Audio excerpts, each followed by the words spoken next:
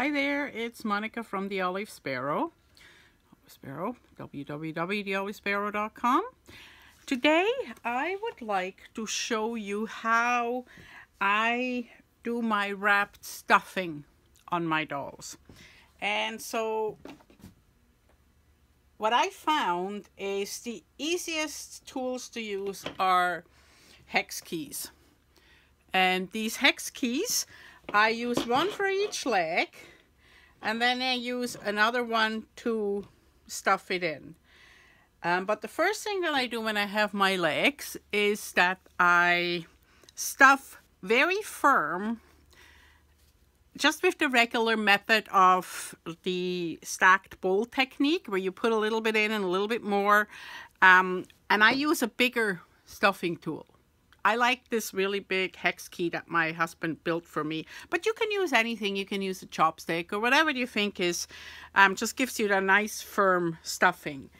And you really, as you put it in, you keep supporting your leg and you keep really stuffing it in so that this is really, really nice and firm. Now, I then take, I have a scale, just a regular scale, because I weigh out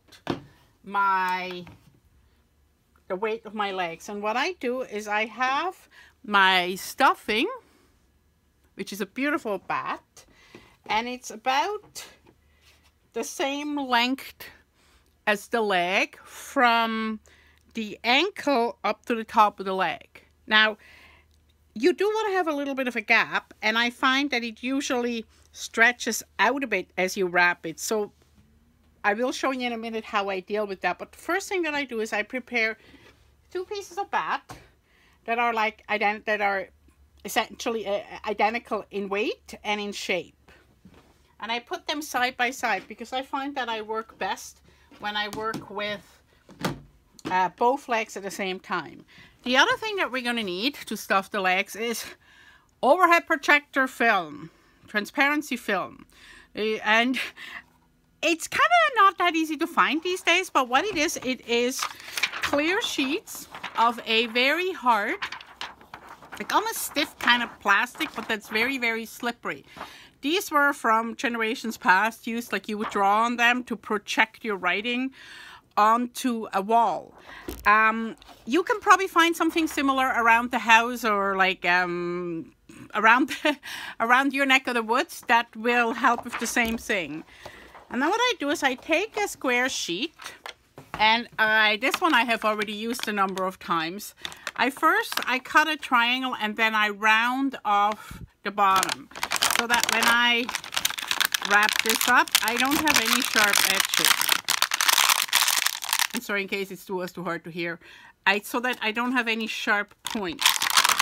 But because we will use this to put our stuffed roll into the leg. Okay. So because this feels a little bit too wide, what I'm doing is I'm very gently fluffing this out, and I can also kind of condense it a bit with my hands. And again, I want to make sure that my edges, I want them to be kind of loose. Where I begin, which will be here, doesn't matter so much, but down here, I want to kind of feather this out. And then I do the same with the second one. So I stretch it a bit. I try to keep it even, and as I feel it, I make sure there's no big lumps. This Batt in particular has a bit of a finer layer on what I'm now calling the upper side, which will actually be the ankle, because as you can see, the leg gets thicker as we go on. So what I do is and if you don't have a solid piece of Batt, you can easily, imagine this is separate. You could even just lay it out. Almost same technique as you use for wet felting, where you just kind of put it down. And then what I do is I take a hex key, I put it on here, and I fold it around. Now, I'm going to start turning this. Can you see how it turns? And eventually, and with my hand, I force this down. Now you can see here, it has grabbed the wool. So I want to make sure it grabs all the wool. And I just keep turning Sometimes one side starts before the other, and that's okay. You don't want to just really loosely roll it up. You want to keep it quite tight. So with my hand, I'm going to keep this forced. Let's see that you can see it on the camera. And I keep rolling it. And I'm not just rolling it, I'm also turning the key in the wool.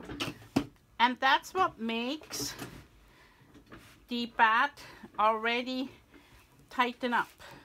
And then as I come up closer to the end, what I'm trying to do is I'm forcing the leg, like the batt up, so that I have more of a like a cone shape. So it's narrower at the bottom, narrower at the bottom, wider at the top. And then what I start doing is, first I'm going to just try with my hands as I twist this to go around. But I'm trying not to just, see how this is just rotating? I'm actually holding it while I grab the wool. And so inside, this twists the wool around. And it actually makes it really, really hard. So I keep doing this. Sometimes I will squeeze this across against my body, like if I make longer legs. And then if you have, just to have some sort of leverage, the thing is you want to kind of have the wool do simultaneously, like go or tighten up. Now, you want this firm, and the more you rotate, you can actually feel like how, when I press in here, there's not much give, in here it's really thin still. And that's kind of what you want for the legs, because we want to have softer stuffing right where the doll is going to sit. So now I have my one thing. Now I'm going to do the second one, and I'm going to get it to the same stage.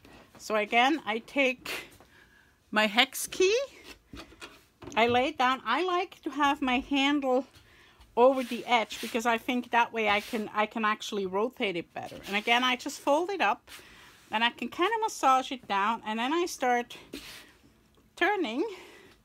And I want to make sure that I start to not move, like I could just kind of roll this up. This is not the purpose. The purpose is that the wool actually starts being grabbed by the hex key. Okay, it's starting to happen. And there you go. You can start seeing how it's pulling it in. See how this was a really sharp thing? So now I'm trying to, with my hand, to encourage and guide all at the same time. And again, I'm almost holding back the batt as it goes on, because I want this on already really tight. Because the more tight I get it on now, the less actual work I will have to do to tighten my my roll. And with the camera in the way, it's not quite as easy as it is when I just do this all by myself. Okay, so now I have a rough cone shape again. Now, my goal is to make these look identical, because these are going to be two legs, right? So I'm going to start, sometimes by hand, I have to move some of the wool down before I start tightening it.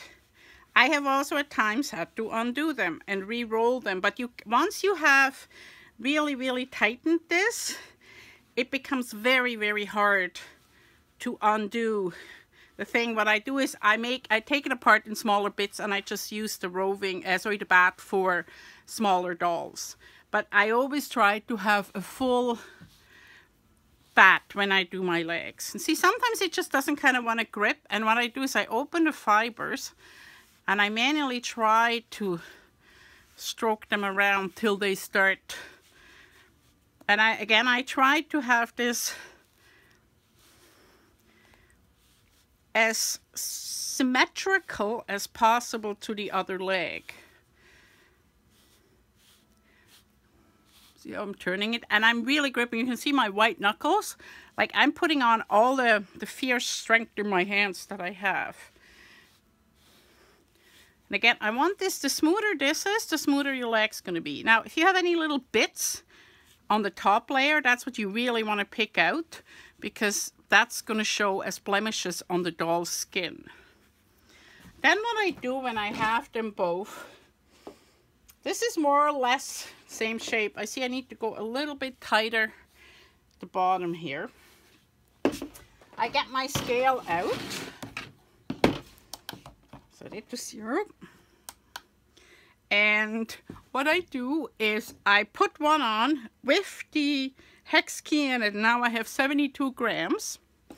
I put my second one and I have 73 grams. I'm usually forgiving myself for 1 gram. Okay, now I do a last kind of comparison, picking off whatever weird thing is. If I have weird loose fiber like that, I will pick it off. Anyway, this is going to be my second one. So what I do then, I take my, I call it an acetate because that's what we used to call them when I was young, back in those days. What I do is I start wrapping this up in the acetate, and that's usually when I always keep finding more fluff. So I just wrap it up like a cone around it.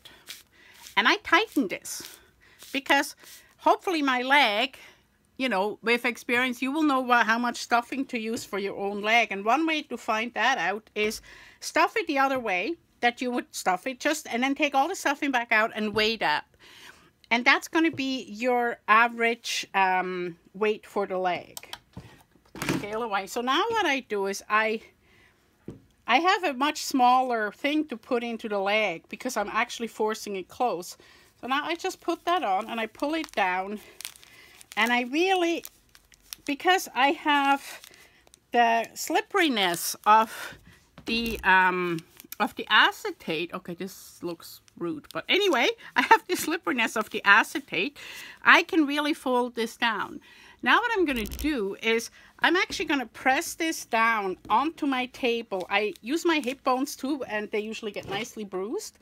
And then what I do is I put the other Hex Key right up next to it against my hip bone, and I fold this up while holding the leg down, and I just usually kind of unsqueeze this a bit,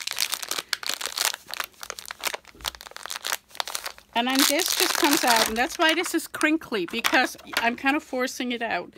And then while these are still in there, I just keep smoothing down the leg, straightening out, making sure that I'm right at the top. This could be the time, if you find that it's still not smooth, that you can take it out. Now, I have the 2 Hex Keys in there. This one holds the roll in. This is the center of the roll. What I now do is I weigh it on that one and I force down the other Hex Key. And I turn it. Okay, this one came out too easy. And I really hold, see again, white knuckle grip. I pull this out, and as I pull a bit, the center one, I push it back in, glide my hand up, push, and then it comes out. Now look at that nice and smooth leg. Not a cellulite bit in the world. And I have soft here. Okay? And now I can, from here, if I find my leg is like, this is a leg that will be folded up and sewn. This is also a really solid, almost a needle felted leg. I can bend this leg and it will keep its bend because it's virtually, it's kind of linked together the way needle felted legs would be. Now if it's too long, you can trim off, you can fold this down. I only do that when I have done both legs. You could trim some off, you can needle felt it down, you can get a nicer shape. And of course, applying it with this acetate to put it in, you could also put a whole needle felted leg in like that. The only thing is you kind of really need a hard core to really pull it over top, because I like my legs to be really firmly stuffed. So anyway, I hope you have enjoyed this little tutorial. If you have any questions, you can contact me on my website, www.theolivesparrow.com. Talk to you later and happy stuffing.